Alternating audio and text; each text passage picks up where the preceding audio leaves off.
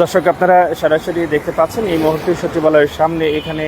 গতকাল কিন্তু এই জায়গাটিতেই, এই সচিবালয়ের সামনে এই গেটটিকেই অতিক্রম করে শিক্ষার্থীদের ভিতরে ঢুকে বেশ কিছু সরকারি গাড়ি ভাঙচুর করে এবং তাদের এইচএসসি পরীক্ষা যেটি 3টার সময় স্থগিতের ঘোষণা, সেই ঘোষণাকে কেন্দ্র করে এবং শিক্ষা সচিবের যে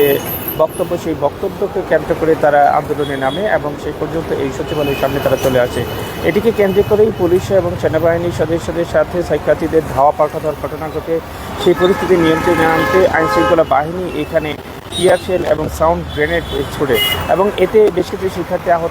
আহত হয় সেনা সদস্য, পুলিশ সদস্য সহ বেশ কয়েকজন।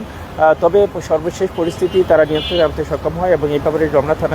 রমনা জোনের ডিসি মাসুদুর রহমান আমাদেরকে সংবাদকর্মীদেরকে নিশ্চিত করেছেন যে আসলে পরিস্থিতিকে নিয়ন্ত্রণে আনতে মূলত টিয়ারশেল নিক্ষেপ করা হয়েছে। তাছাড়া এখানে শিক্ষার্থীদের হতাহতের যে বিষয়টি, সেটা মূলত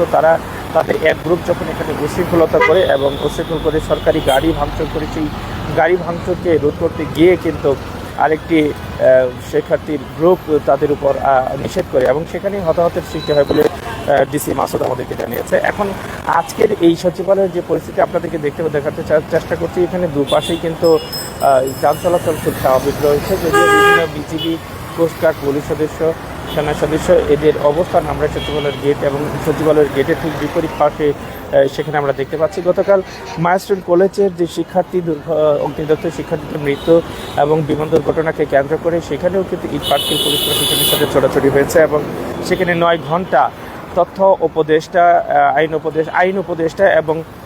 স্বাস্থ্য উপদেষ্টা তারা সহ সরকারি বেশ কিছু সচিব সেখানে কারারুদ্ধ বন্দি অবস্থায় থাকে শিক্ষার্থীদের এবং সেখানে 9 ঘন্টা পর আইনশৃঙ্খলা বাহিনীর সহযোগিতায় মূল গেট দিয়ে না বের হয়ে অন্য একটি গেট দিয়ে কিন্তু বের করে আনতে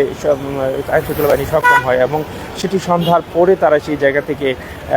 মুক্তি পায়। তবে এখানে এই বিমান দুর্ঘটনা এবং এইচএসসি পরীক্ষাকে কেন্দ্র করে যদি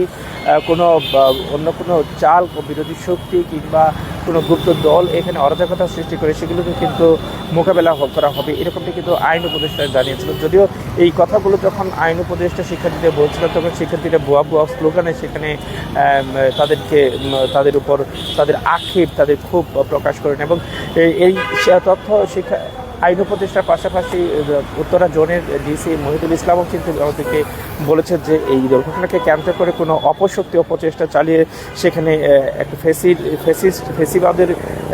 যে বীজ ছড়াবে, সেই বীজ ছড়ানো কিন্তু আসলে